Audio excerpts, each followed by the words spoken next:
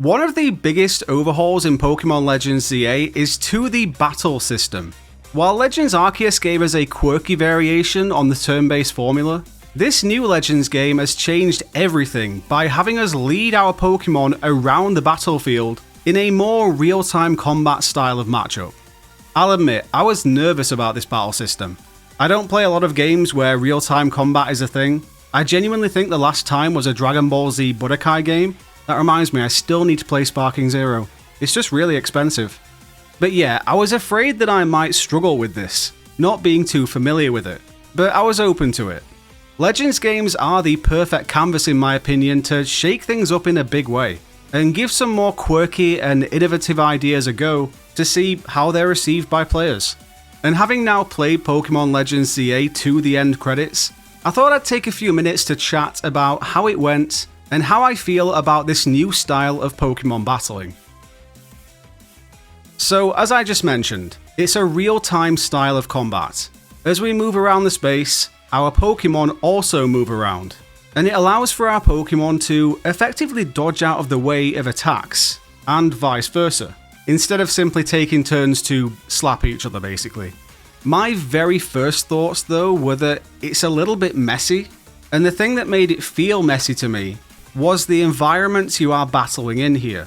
Some of them are fine because they are wide open spaces, but in other places, where you've got a bunch of different objects in the way, it can get chaotic kinda quickly, or some really bizarre things can start happening. My opponent's Pokemon got stuck behind a bench at one point, and he just wasn't able to do anything. That leads to a bonus point actually. If there's so much as a lamppost in the way, your Pokemon's attack can just miss entirely. A wafer-thin lamppost can block an entire fire blast in this world apparently. And it led to a lot of battles for me becoming a bit of a button mashing session.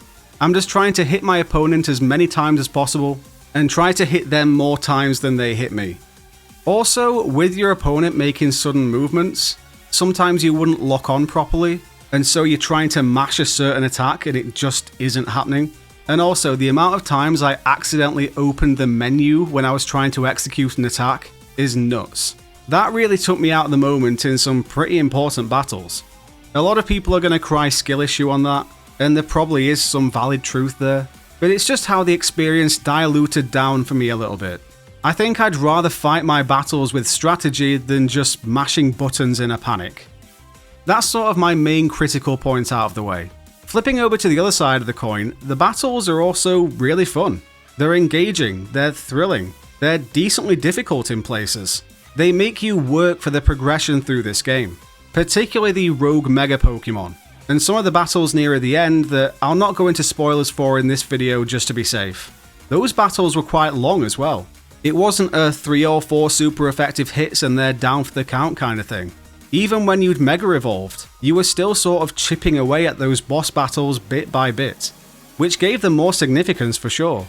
We have to do a fair few of these Rogue Mega battles in particular, and each one felt like its own separate mountain to overcome.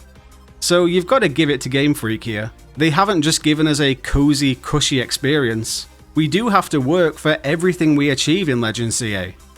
There's no PP in this game, so you're not limited to how many times you can use any single move, but each move does have a cooldown. Could be 3 seconds, could be 10 seconds.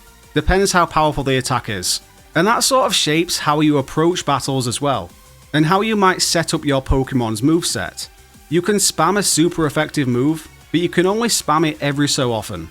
I kinda defaulted to having 2 stab moves on my Pokemon, so when I have that type advantage, I can keep bouncing between them without waiting for either one to recharge essentially. But I think you're meant to take that opportunity to maneuver around the battlefield a little, and try to dodge your opponent's moves. Different Pokemon move at different speeds too, and their size comes into things as well.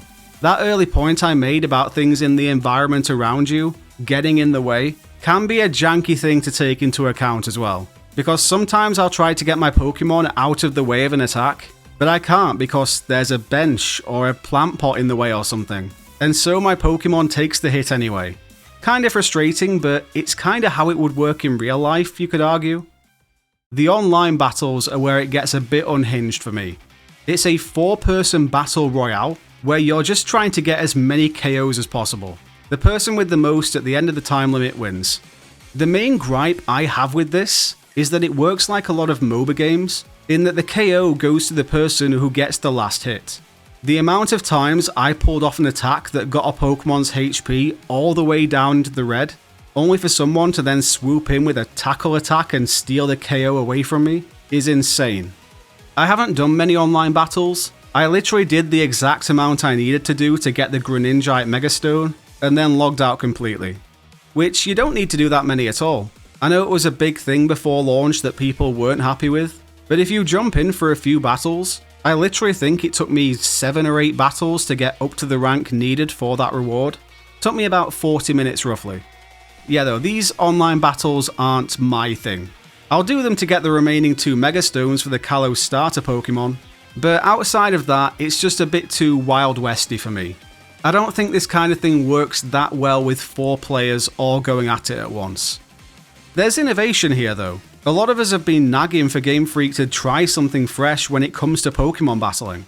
Turn-based is great, and I don't believe it's going anywhere anytime soon. I think the anime may have shaped a lot of people's desires for something different over the years. The way that Pokemon in the anime run around the battlefield, firing off attacks at each other, dodging and deflecting and all that good stuff. A lot of us wanted an evolution of Pokemon battling that leaned into that general direction. And this is definitely the closest we've gotten so far. I think the trainer moving around is a kind of weird way to do it. Something just seems a little off about that concept. The trainer being that directly involved in the battle themselves. Maybe next we'll see a progression into us straight up controlling the Pokemon. That might involve a fair few more animations being thrown in there though, so not sure if that'll be a thing. This is interesting though. I feel like if this game was exactly the same as it is now, but with the one difference of Pokemon battles being turn-based, or even just what we got in Legends Arceus, I think the reaction would have leaned a lot more into the negative. I think it would have felt kinda bland. Now it's just a case of seeing what the future holds for Pokemon battles in mainline Pokemon.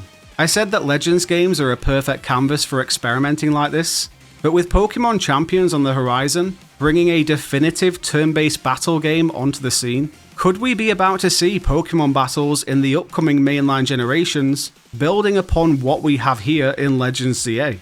Time will tell there, but I think there's a decentish chance of that happening. So what do you guys make of all this? Are you enjoying the battle system of Pokemon Legends CA? Is it something you'd like to see Pokemon lean into more in future games? Or is turn-based still the way to go for you? Let us know your thoughts on any and all of that down in the comments.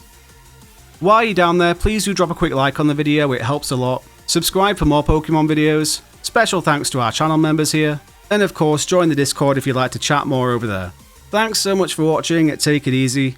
I will catch you in the next one.